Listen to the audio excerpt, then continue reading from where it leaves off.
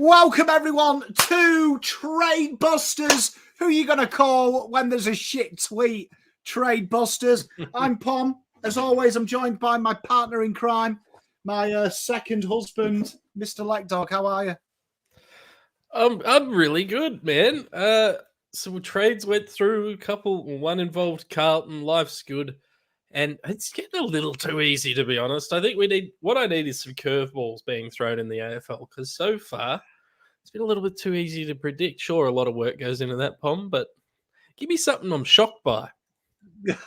We did well. Richard, 21, and we lost 17, gained 25. Yep, spot on. It worked out roughly pick 31, which if you watch yesterday, and the day before, and the day may before have said he was picked 31. Harvey, all the way from North Melbourne, he's happy with it. I'm happy with it too, mate. Wheeling and dealing, says Lekdog. Why didn't we get picked 2? Who knows? AFAS should have done. G'day, Anthony. Yep, spot on, great deal. Zach Fisher has been trading well. Loads of deals. After yesterday where we had to just try and make something up, we've actually got actual gravitas. And the first deal that went through was this one. Future compo pick believed in the wording to be their number 19 because they specified beginning. In the other one, they didn't. They just said the compo pick. So I'm guessing they got the best end of the deal. Pick 44 went there. Dylan Stevens and pick 25. This is a pretty quality deal here for both parties. Obviously, North Melbourne get their future pick to be real, to be of substance. So it's not really a real pick. And Dylan Stevens finds his new home, who is a very, very talented young man who hasn't had his potential really fulfilled, is it? No, he's a bit of the Paddy Dow of Sydney. He might have even been that same draft. I'm a bit of a wrap on him. Again, not 100% sure what he is. He can be a little bit inside. He can be outside. Is he big enough? Does he have the tank? There's a lot of question marks over him. But to go to a place like North where he's going to have an opportunity to play, you'd think, on the outside for them, I think it's a solid throw at the stumps. And let's be honest, they've had to give up a pretend pick to do it, and they've still got pick 25 in the can. So love it for North. And I mean, Sydney get a not real pick for a player that was going to leave. So good on him. Yeah, I mean, he's basically Dylan Steven is stained of the noughties, isn't he? I'm on the outside. I'm looking in. That's genius for you old rockers there. But no, I mean, this is a good deal. David, 21 and 25 is the equivalent of pick 7. And we'll come on to that. We'll talk to you about that trade in a minute. But this trade here, I think it's pretty good business because I don't count these comp picks. When they've got that caveat, it's almost, if you look at this in real life, they've actually validated that. It's kind of like, you know, the casino chip from Vegas, right? It's only worth something if you cash it in. Otherwise, it's just a night out of debauchery memory. Yeah, exactly. I think that's a really good way to look at it. And if you're anything like me when I was younger in Vegas, that's why you get STDs. There's your memory. Yeah, but good deal. This deal was fairly straightforward, not much. I mean, obviously, I think the big thing here as well is North have really stockpiled picks, and we'll cover this as the trade period goes on. The big rumours are there is pick 1. Now, Melbourne, if you went and watched our show last week, I was hot on Melbourne. We're going to be the late picks for pick 1. You can see North are really stockpiling them picks that are of worth if you are depth building. And it's funny, the Eagles have come out and said that it's going to take a big offer and they're looking to really solidify their depth. You suddenly look at what North have got. They've got a shit ton of picks that are depth. So they will want to try and get pick 1 without giving up pick 3 if they can. Yeah, and they did. They tried earlier today. Apparently, they offered. I'm trying to pull it ridiculous. Up, but they offered It was banter picks, to be honest.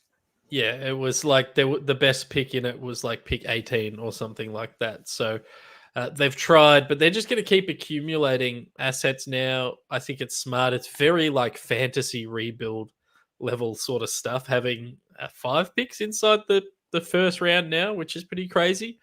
But yeah, getting 25 is great. But they're definitely gearing up to get pick 1, and they don't want to lose pick 3. I think you're right. I think what we've been talking about for a few days now, they've got a couple of big names in mind for that draft, and ideally Harley Reid's one of them. And Pom, do you think West Coast takes Harley Reid if they can't get a deal done? Well, I mean, Sam McClure, as usual, just waffling bare shit as usual, saying that Harley Reid won't play for them. I can categorically guarantee you that's bollocks. Harley Reid has been really hot all year that his dream is to play football. And from speaking to the draftees, I can tell you, when they have that kind of opinion, like if you remember my interview with Ollie Hollins, that was his answer.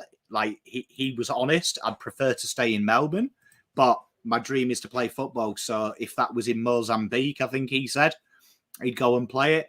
I think Harley Reid it's interesting. Will they take him?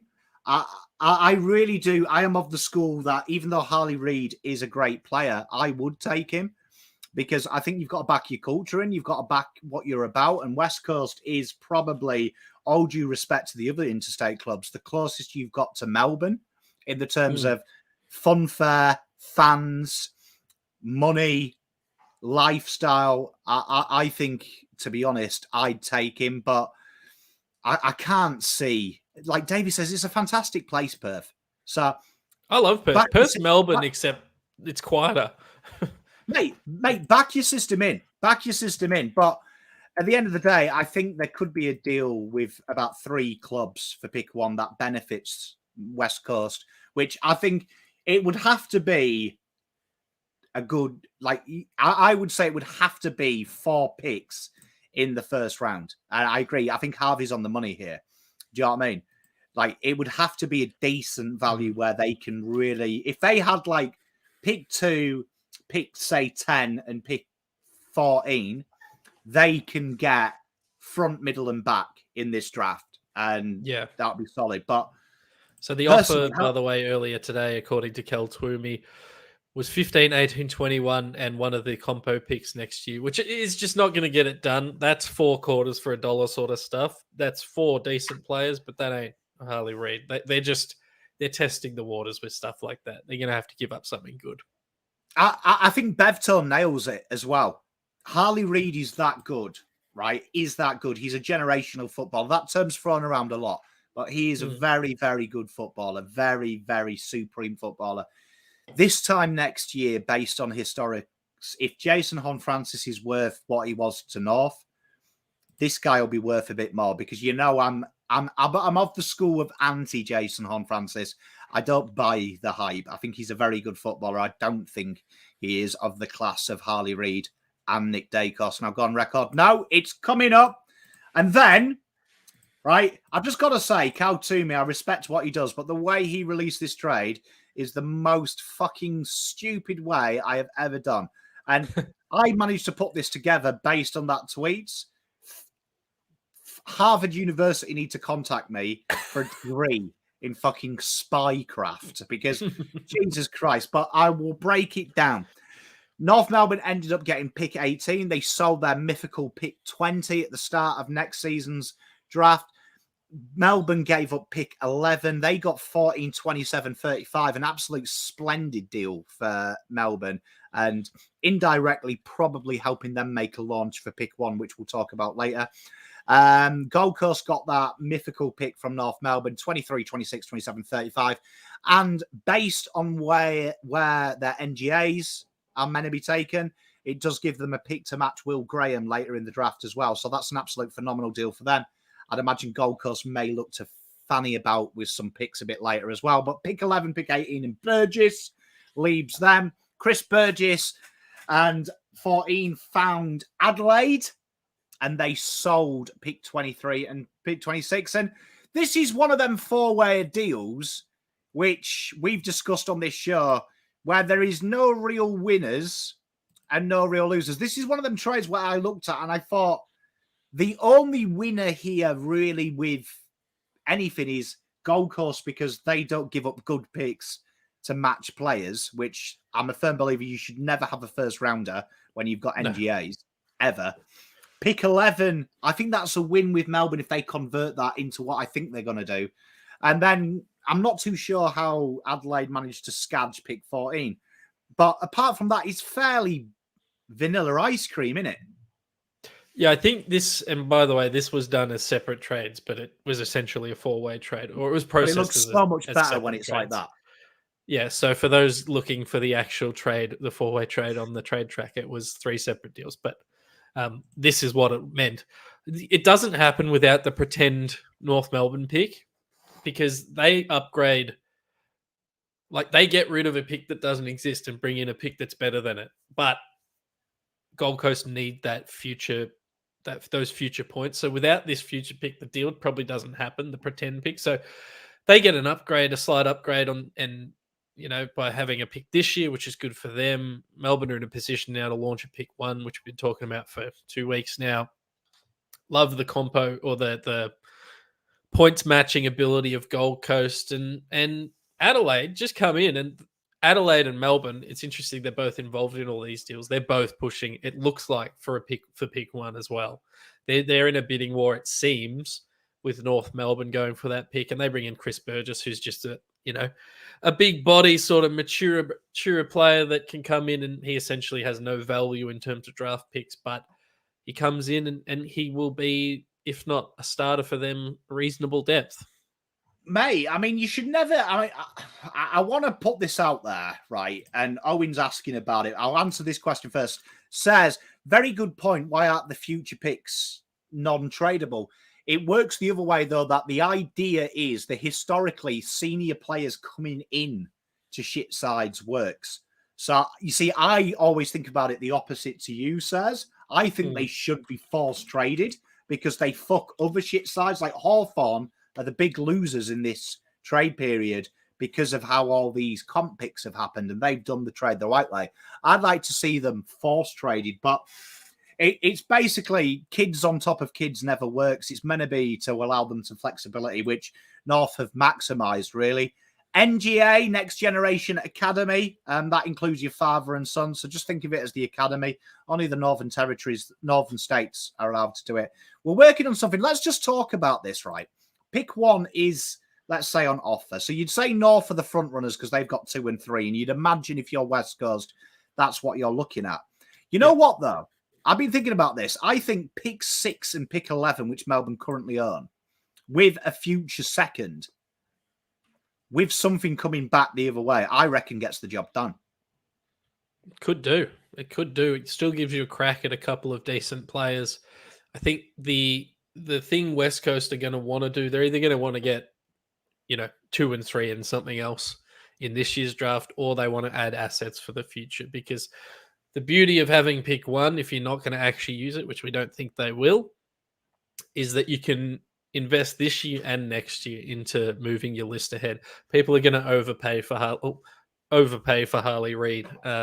So 6-11 in a future is good. 2-3 in a worse future is good. And I mean, Adelaide are going to have a crack. I don't know if they'll be able to do it, but they're building a little bit of a war chest as well. So it's interesting stuff. Chris Burgess, I think, is the interesting part for me from this. He's not worth anything because he hasn't been playing, but he kicked about 700 goals in the VFL. He provides key forward depth. He provides cover for Himmelberg, who we believe is going to go to GWS. And he can sort of help ease the transition as Taylor Walker starts to age. So given there's only one player in all these deals, I actually quite like it. He's going to be one of those money ball players that we see, I think. 27 years old, so he's got a couple of years left in him as well. Let's have a bet in chat. Who do you think gets pick 1, or does it stay? And just before 2-3 for 1 is madness. I'll caveat what I said. While you've got 2 and 3, West Coast are always asking for it. So the only way that changes, and to answer the question about Riley Sanders, I think he's very good, but I don't think he's a top 5 talent. If North Melbourne and GWS have confirmed they want to go up in this trade period, right? I could see North Melbourne doing a deal for 3 for 7, right? And that's about the Riley Sanders mark. Do you know what I mean? Maybe 5, 6 is probably better for them, but once that's out of the way, it's easy. But I really do think Melbourne. I'm going to go out on the limb. I reckon Melbourne get it. I like it. And you've been saying that for over a week now, Pommy. I have been. I think you add that to North Melbourne's list. Fuck me, it's tasty. It's hella tasty. People say North Letdog. Mr. Jimos, he's keeping it. Letdog, where's it going? North.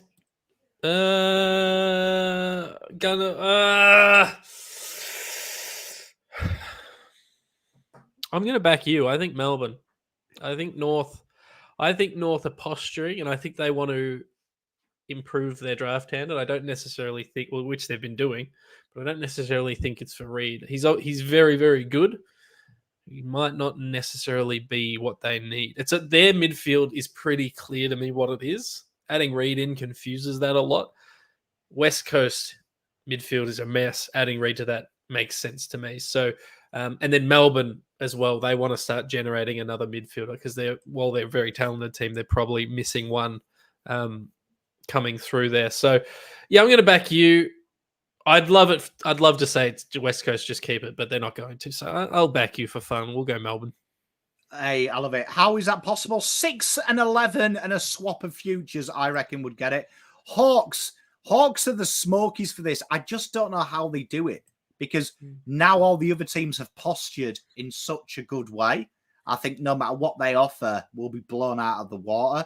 And I did laugh when Hawks mentioned, what about Tyler Brockman?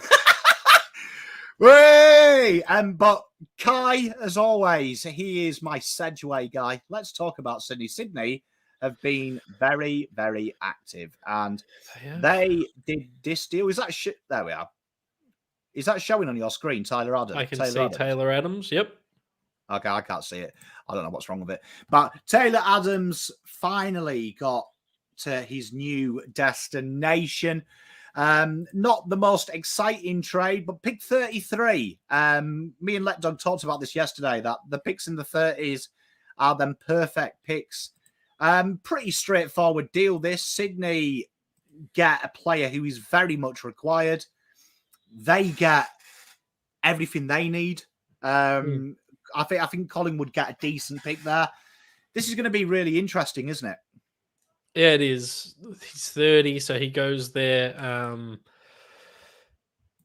He's pretty old. He gets a 3-year deal, so it's good for him because he's going to play at least till he's 33, particularly for a guy who isn't healthy at the best of times, let's say. And he serves a role, right? We've been talking about this since we did our trade period preview, that Sydney would look at an inside mid. We actually said they'll probably go for James Jordan as well. He doesn't fit that role, but he will play a part in it. Taylor Adams goes in. He starts in the middle with Brodie Grundy. They're one of the best duos while they played together. Admittedly, that was a couple of years ago now. I think it's good. And I think if you're Collingwood, you're getting pick 33 for Taylor Adams, who's old, and you've just won the flag, I think. And I'm saying old. It's not that old, but you know what I mean. Old in the sense that often misses games. Was healthy this year for the most part, but previous years always does soft tissues. You take 33 and you run. And you don't have to pay him, which, as we keep saying, is a big part of valuing trades, is sometimes not having to pay a player, or sometimes not having to pay a player that much is worth more than a draft pick. Hey, spot on. And as you mentioned there, you mentioned Mr. Grundy. He also made his way across for a very incidental picks, pick 46 and a future second. You know what? I've got to say, I think Sydney have absolutely nailed this window in the terms of they've still got their first. And as confirmed by his agent, a lot of people talking about vice captaincy and stuff, these are full-grown men. You know what I mean? Like, they ain't sucking about shit like that. It has been confirmed he wanted midfield time, and Collingwood have admitted that was a big stickler for Taylor Adams. He wanted to play back on the ball. He's been deposited half forward. So I think it's going to be a really interesting thing. Boomer's spot on. It'll be pushed back, these picks. But these picks here, real sensible for Sydney in the terms of they've still got pick 12 as it stands. Do you know what I mean? And they've covered two major holes today, Brodie Grundy and Taylor Adams. I think Grundy is a great one. It's a great deal as well for Collingwood because they get because for Melbourne, because Melbourne get Grundy's off his books. It's been confirmed Collingwood is still paying it, and Love that. Sydney. So it's a real good deal for them. And I like this because, like you say, you should never buy players on the proviso that something mythical will happen. But Taylor Adams and Grundy do have a great relationship. They were really good together. It instantly makes Sydney stronger. And you'd say that's the only thing, like we talked about in the preview, that they lack. Yeah. Oh, so Sydney, right, particularly with Grundy, clear upgrade on Hickey. They haven't had a really, really good ruckman for some time. Hickey probably outperformed what you'd expect from him. Grundy comes in, he's 30 as well next year. He didn't have an amazing year for the Demons. Averaged 20 hitouts, 14 disposals. Obviously didn't play pure ruck, but you look back through his history, this is a guy who averages pretty much every year 30 hitouts, 17 touches. Maybe he's on a slight down because of his age, but I think he's going to be primed. I think he's going to come in. I think he's going to remind us how good he is. And beautiful work from Melbourne, by the way, who gave up a second rounder to get Grundy in last year. They've now got a second rounder, so that's undone itself. And they've got a cheeky little third rounder as a little thank you for keeping him warm for a year. And they don't have to pay him.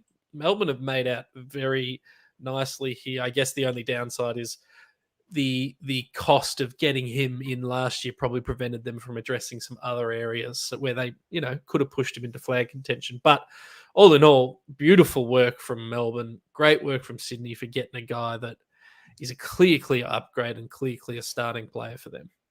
Mate, I agree. And Kayas, could they go for... I think pick 8's going to have a few takers. There's a few teams here. Bearing in mind there's going to be about 40 to 50 players max taken this year, you'd say that the core range is 25 below, where you're going to get the high percentiles of players. I wouldn't be surprised to see that something like that trade you're talking about there, then maybe trying to scope up. It's going to be very interesting what Geelong do, because Geelong have been adamant that they want depth and youth. So that's why they're splitting 8. And they did mention 2024, which I think is really interesting. So those asking about Geelong's pick 8, we've got some scenarios coming up. But, hey, we're on the board! Whoa! Hey, fucking day, whatever we're on, hey. 745. Technically 10, if you count the weekend where they were all playing golf. But Carlton get pick 21 and pick 25. They sell Zach Fisher and pick 17.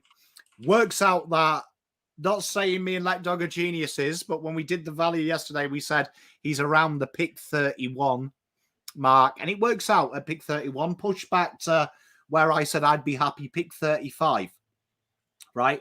Do you know what I mean? Pick 17 comes to North build another kitty. Zach Fisher finally found a new home. Very good deal for both sides. This is one of them trades there where it makes sense from both parties. Carlton have probably, when I always look at it this way, when you're getting another pick on this, they have stopped the next pick, which is 69. And that wouldn't be used in this draft, right? Yeah. And I hope we don't get that ruined, because the fact Carlton have pick 69, it has made my life. But 21 and 25 is a huge dub, because it means that you're probably guaranteeing your targets.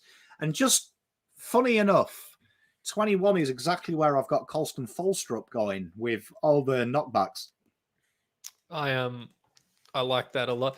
I like Nick Austin's work. He seems to, I feel like he trades back all the time and ends up with a couple of decent picks.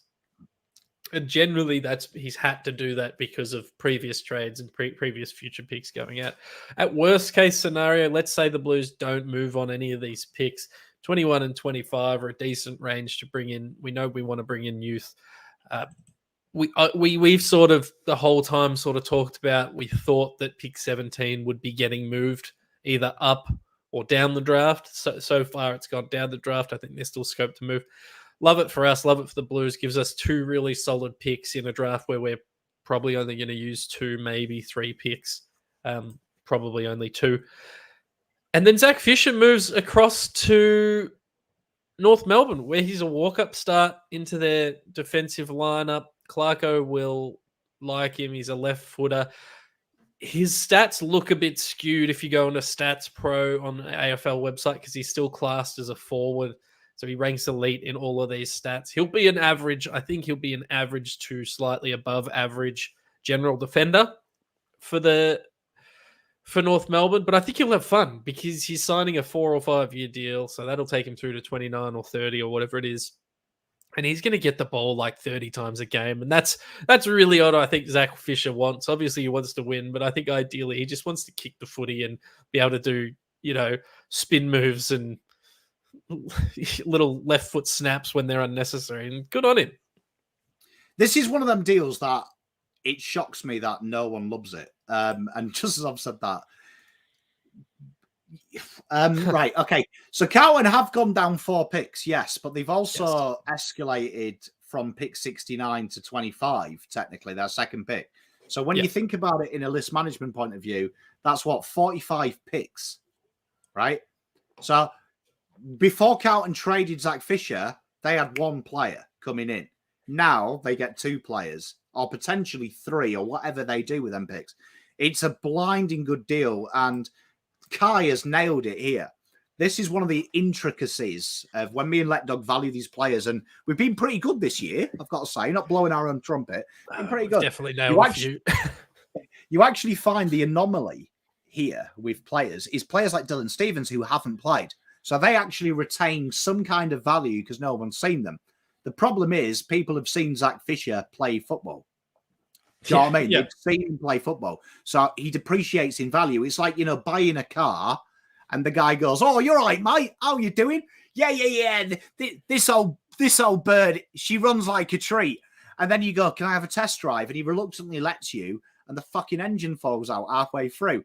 You ain't going to believe him. The thing is, though, this is like buying without seeing. It's like an unsighted buy. So Dylan Stephens will retain somewhat of a value because he was a high draft pick, where Zach Fisher was a shit draft pick, but he has played a lot of games. So you've got some kind of scope to go on. So it's a real idiosyncrasy. But I think, in my opinion, if I was saying a winner of this trade, right, I would say North have won for what they want, but then Carlton have really won from where they want. So I think this is one of them ones where both sides, if I was a North fan, I'd be laughing to the bank. And if I'm a Carlton fan, I'm laughing to the bank because pick 17 and pick 69 fucks the list.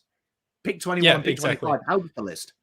The difference in quality of player between 17 and 21 is negligible compared to the difference in quality of player between 25 and 69, which is what that pick would currently be. So you got to think about it. We're bringing in 2 usable assets rather than having 1 usable asset, which is important when you're trying to build a list.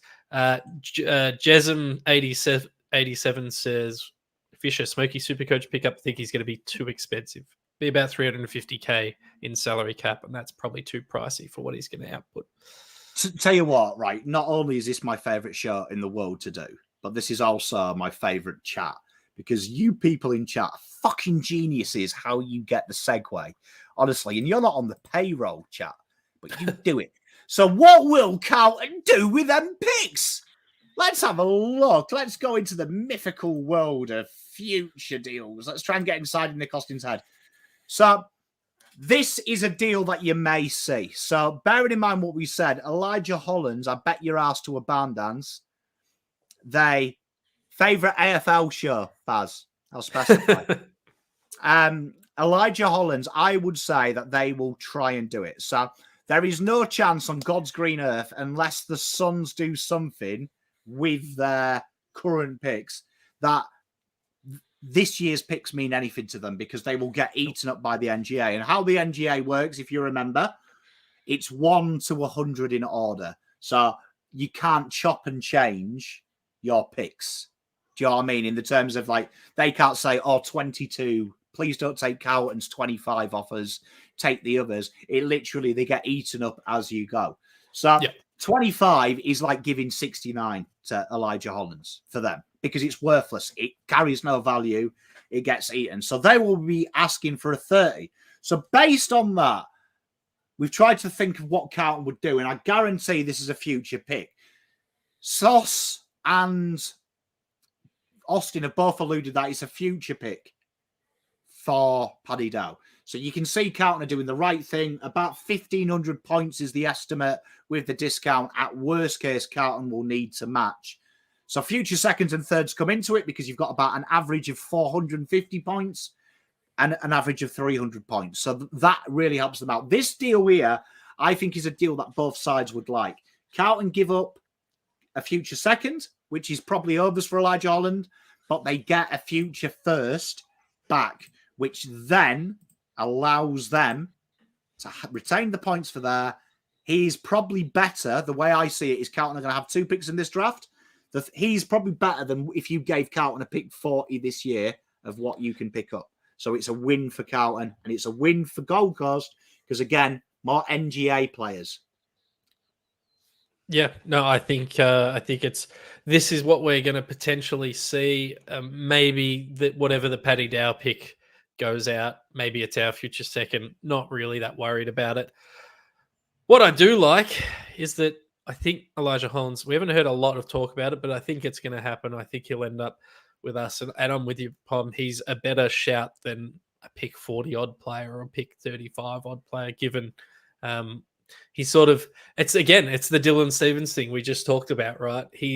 You got to pay a little bit more because he's undecided, but he has the draft pedigree. He hasn't had the opportunities as much as some other players. So he comes to your list and he helps bolster it. I think this one ends up getting done. Mate, I do as well. And a few people doing the old classic, finding the elephant in the room. Historically, in the 36 drafts these picks have existed, there's only an estimated top end 60 picks are going to be used in this national draft. And that's overestimated. When you look at the list requirements and gaps, it's probably going to be about the 50 mark. But the drop-off is insane.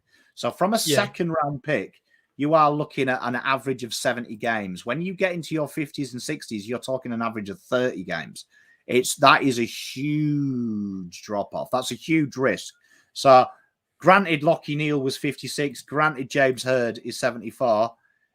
Name me 3 other players picked 74 that have gone on to win anything of note. Yeah, so on average, Pom, if you're picking between 50 and 70, which is where that 69 would have been for us, it would take 28 attempts at that pick to get an All-Australian, whereas picks 20 to 30, it's half that. Picks 11 to 20, it's half again. So your odds of generating a really, really good player obviously severely drop off. And it's a numbers game. It's not a trying to find a diamond in the rough game. When you're drafting, it's a numbers game. It's about trying to maximize your odds to get return on your investment, which you do with earlier picks. It's not rocket science, this one. Yeah, I mean, like pick 69, let's just look at it. You're looking at the best player that's ever come from there is Taylor Duray. Then it's Brad Scholl, and then it's Chad Rintle, who happened to win a premiership in 97.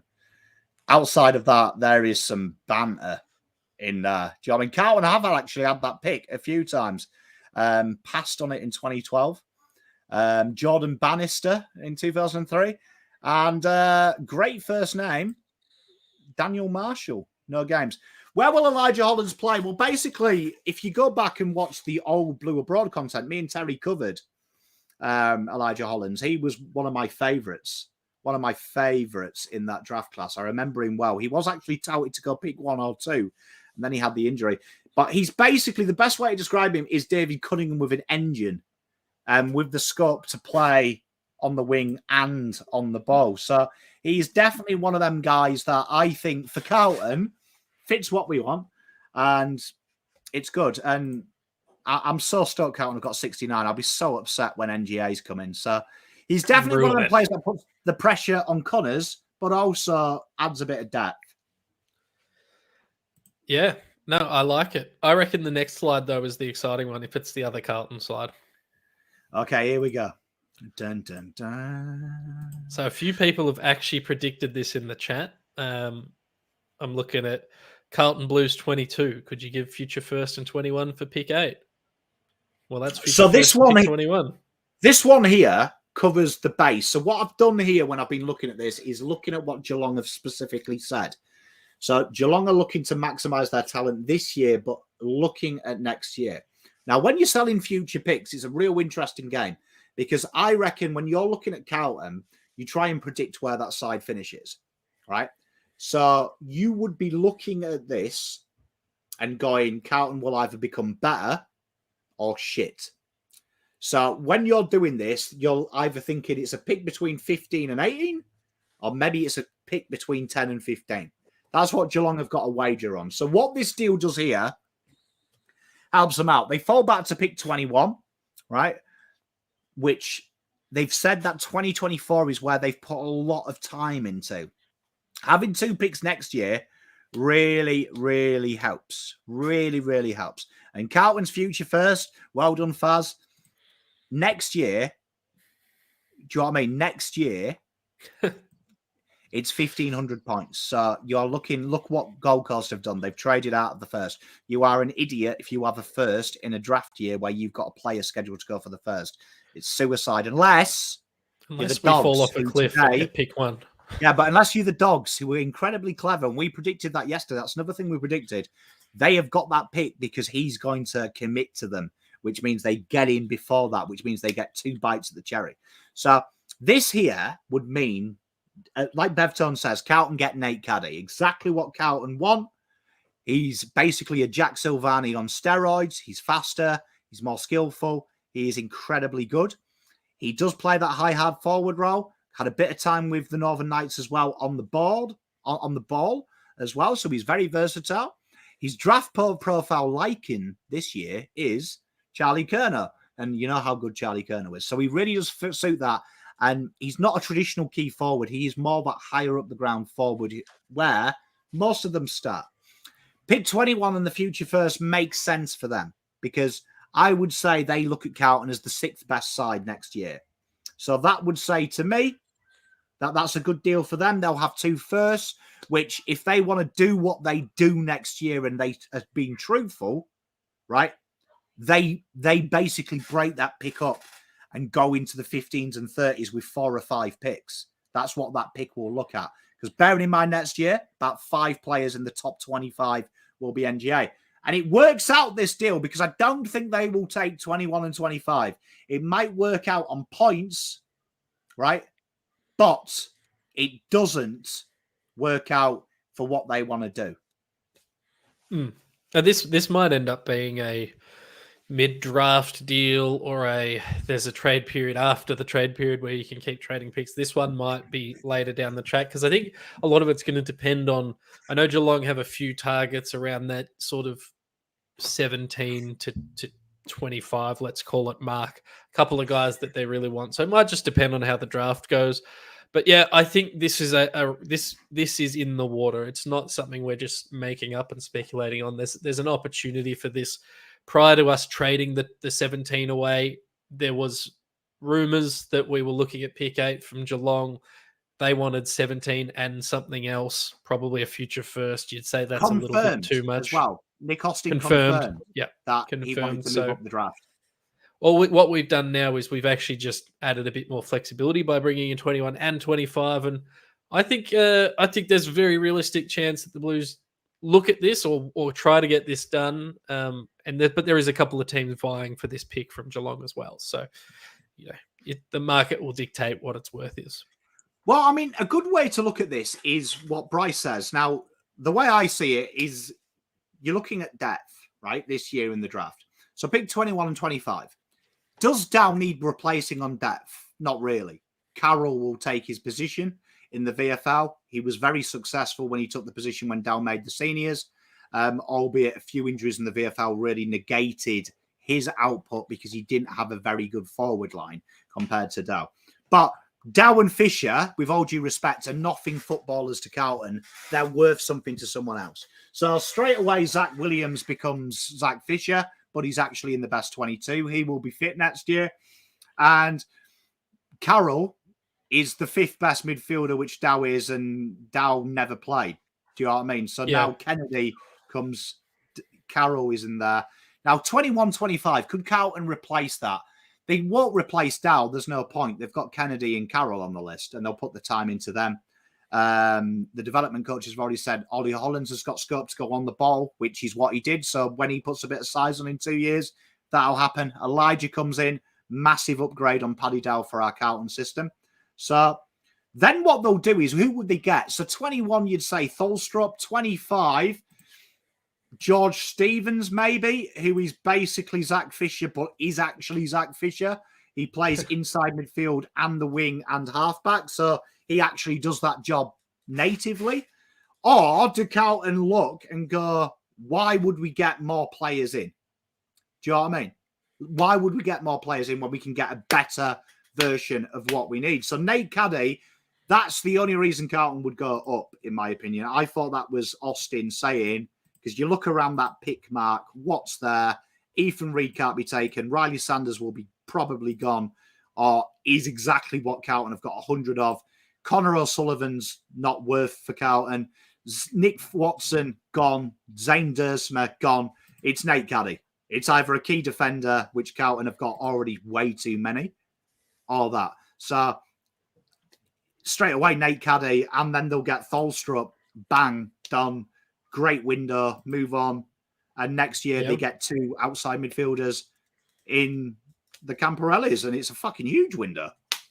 And it might not be Geelong that this deal does, but I think it speaks to what Blues are looking to do. They know they don't need picks for next year, or they don't need their first, probably even their seconds, to be honest, for next year. So I think you can apply this to anyone with a pick around this range. The Blues will ask the question. Mate, and you look at it on points. So 21 and 25 is enough for pick 8. So you look at it points, and points, I don't want everyone to get obsessed with points in the terms of that you're looking at this to ascertain value. It's a very loose metric, but you're looking at it.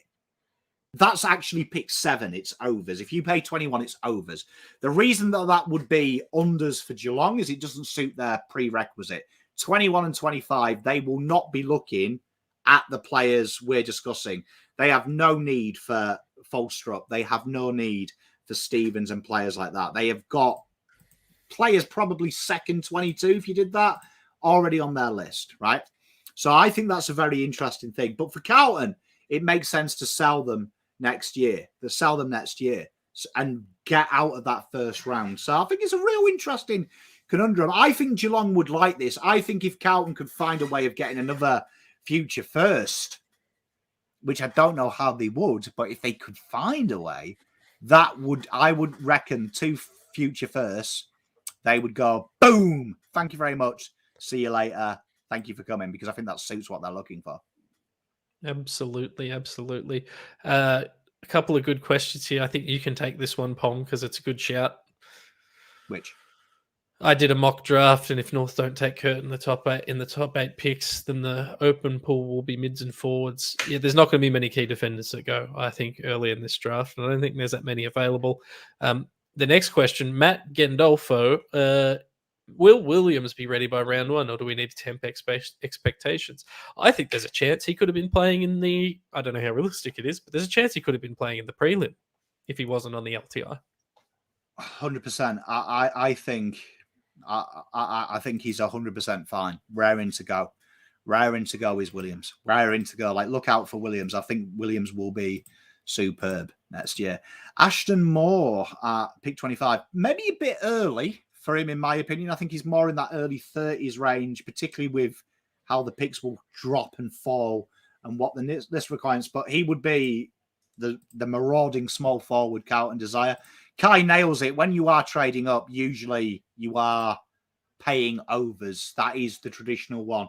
And that's why I think this deal works, because Geelong will have a real nice war chest to go in. How long are the Irish kids away? Really tough to say. They've got to learn a new game. But I would say prepare for 3 years. If it's 2 years, dance naked in the rain. Be interesting, because as it stands at the moment, Carlton's list spots, they need 5 players as it stands. It will be 6. Austin said the dream is to take 3 or 4 in the draft, which Nick Austin usually is quite honest. So that means that we'll be active in the rookie and the preseason draft. I reckon if Carlton can get 3 in this draft, that they'll be laughing, and then they'll probably promote someone internally in the VFL.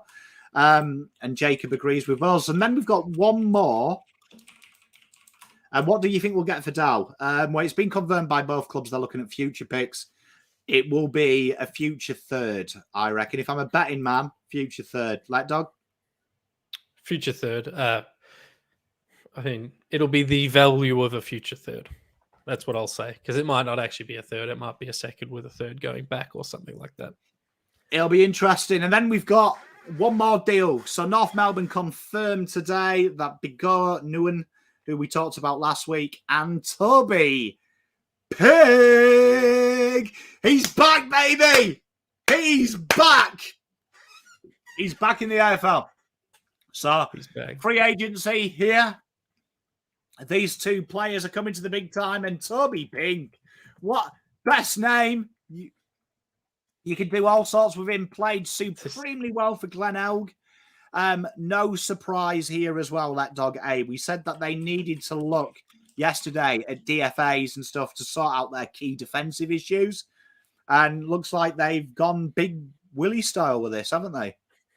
They have gone Big Willie style with it. Yeah, look, he's solid in the sandful, takes about 5 marks a game. He's been in the system before. Biggie Nguyen hasn't actually been delisted yet, but we think that DFA signing that delisting will happen and then he'll get signed.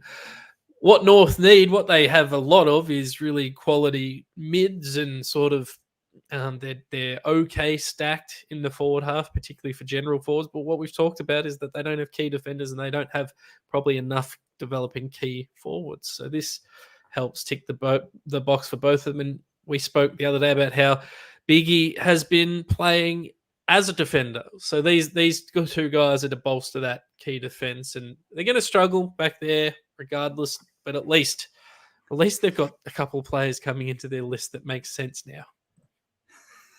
Mate, Toby Pink. I love Harvey. Harvey is quality. Worthy challenger of Toby Green. Hey, the battle of the colours. It could be an interesting little battle, this one. It could be an interesting battle. Ali asks, which rookies? Remember that the Cat B rookies, you can have up to 3. So Carlton have re-signed Gomaku. So he will be a Cat B. And the 2 Irish guys, they don't actually count anymore towards your things. You can have up to 3 Cat Bs. Last year, a few teams did it. That'll be the same. Will Carlton upgrade rookies? I don't think they will. They may upgrade Alex Chincotta. You could see maybe Jordan Boyd gets upgraded. They could even Matt Cottrell it. But I'd imagine that now the fact that the rookie A and the rookie and the senior list are basically the same thing, there's no need to. So as long as Carlton reach the 36 senior list, which at the moment, let me just check my spreadsheet. At the moment, minus, I need to kill Zach Fisher, don't I? If I kill Zach Fisher, Carlton currently have 32 players, which means they'll need 4 senior players. So I think you'll see that in the draft quite easy. Any chance I think teams will be very active in the mid-year. And I think that's where Carlton may, if they don't get rid of the one, pick one next year. They may do it next year. So they may do it. They may upgrade one yet. They may do. I can see Carlton finding a way around it with the minimum with the picks they've got.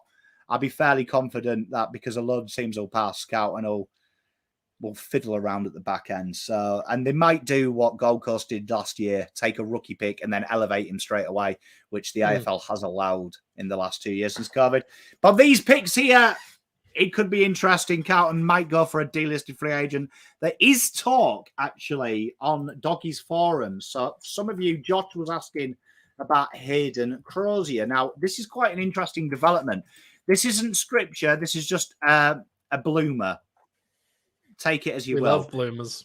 But there is talk that they will just let Hayden Crozier go to the DFP. They'll just... they should. So do you know what I mean? That there's another option for Carlton. So a few people asking about Paddy Dow. You've got to remember, Paddy Dow, the minute you are out of contract in this league, you are worthless. You are worthless. So a future third actually is probably overs for him because Sauce has already confirmed he will go to the draft. Sydney have confirmed that they are out for the race for Paddy Dow. So you look at PSD, he's requested a trade as well to that club. It's the Jack Martin situation. No one's picking him up. So Carlton will have no standing point. So future third probably helps both the teams on that. But really exciting times, Let Dog. Carlton are in the moves. Oh, it's great. It's really exciting, and it's nice that we're not doing it to try and save our season. A little bit of room or to leave you on the edge for tomorrow. I think we're going to be chatting Harrison Petty from Melbourne. I think we're going to be chatting potentially Nick Haynes from GWS. I think a few things might unlock tomorrow. And I agree with you regarding everything with Dow. It doesn't matter, just addressing Rick's comment, doesn't matter how much we've invested in the past. It's irrelevant. That's part of having a player on your list. He's not going to be on our list next year. So if you can get a third for him rather than nothing, you take the third. And honestly, I wouldn't be surprised or that upset if he went for nothing, because he deserves an opportunity in another club. And I don't believe we should be rewarded for having an out-of-player contract. So hopefully we get a third. I look at it like a dad, right? That it's selfish to keep him because, as we discussed, if he stays for another year, all the clubs have filled their holes. He's working at Carlz. It's that fast. Before you know it, look at O'Brien. I was warning O'Brien all year in the VFL, right? If he doesn't make it now, this draft is littered with outside talent the next two drafts. Before you know it, you're playing 20 games, then you're not playing any games. You're playing VFL football for the rest of your life. That's where O'Brien is. Dow, it's now or never for him to get into an AFL team. And if he doesn't take that move to St Kilda, in my opinion, it's foolish. Logan McDonald, I think Logan McDonald will stay. I think that's more gesturing with Fremantle just being depressed that they're losing their entire players. I do think Hawthorn are going to be super active, and I agree with Stephen. Do you know what I mean? And says we're not plugging holes, we're upgrading our team. And I think, to be honest, no disrespect, as much as I respect Dow and I admire Dow and Fisher, for me, I think I would rather have Nate Caddy and Tholstrup. I think they have got massive high upside, and I think Dow doesn't fit our system at all. And Zach Fisher, we've got 10 players better in him off halfback. So I think, for me, good luck to both of them. I wish them well. Yeah. And no doubt I'll boo them round 8, like I always do. Yeah. All players. You know what I mean? But chat, this has been my favourite. You've been super engaging. Congratulations, chat, as well. Like, real informative questions. I absolutely adore you. We will be back tomorrow. Hopefully, maybe Carlton might have pick 8 this time tomorrow. We're doing Nate Caddy. But anyway, chat, spot on Anthony. Watch out for my boy Jackie Carroll. I love him. But cheers, chat. I love you to pieces. Send in all your questions to Twitter and Facebook or wherever it is, and we'll try and cover some extra stuff, because you never know with the AFL. They might do one trade tomorrow. But much love, peace, love, harmony. Peace. Stay safe. Go Blues.